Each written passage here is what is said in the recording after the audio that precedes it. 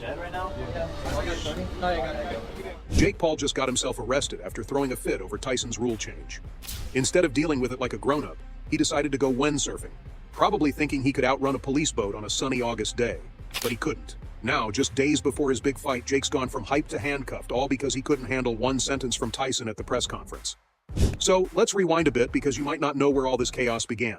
Jake Paul's recent press conference at the Jacob Javits Center in New York City was supposed to be just another routine hype fest for his big showdown with Mike Tyson. But oh boy, did it take a wild turn. From the moment Jake strutted onto that stage, you could tell something was off. The guy was more jittery than usual, and it didn't take long for things to go from zero to a full-blown meltdown. Now, Jake's known for running his mouth, right? But this time, he took his trash talking to a whole new low. He decided it'd be a genius move to mock Tyson's illness. Yeah, you heard that right. Jake looked right at Tyson and sneered. You had to go on your little menopause break and postpone the fight, so yeah. What about that, dog? I was ready before. You needed a little break. Your tummy hurt? Your tummy hurt? I mean, seriously? It was like watching a car crash in slow motion. The room went dead silent as everyone processed what Jake had just spewed. Even his own fans were like, whoa, dude, that's messed up. Jake wasn't just trying to get in Tyson's head, he was going straight for the jugular, attacking the man's health. And let's be real, no one expected Jake to sink that low. The crowd was stunned, and you could practically hear the collective gasp as they tried to wrap their heads around the sheer nastiness of his words. But Jake? He was on a roll. He wasn't done digging that hole just yet.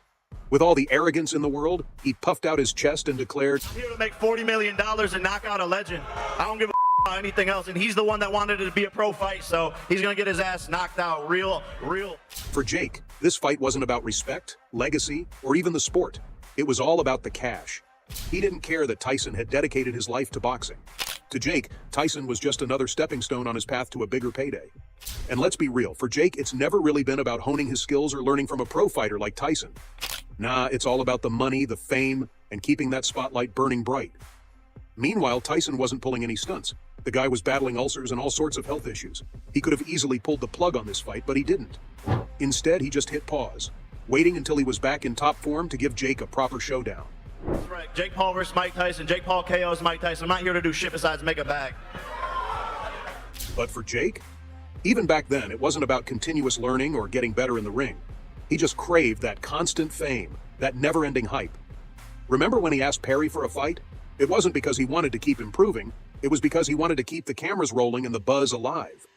We all know Jake Paul's rise to fame in the boxing world has been anything but smooth.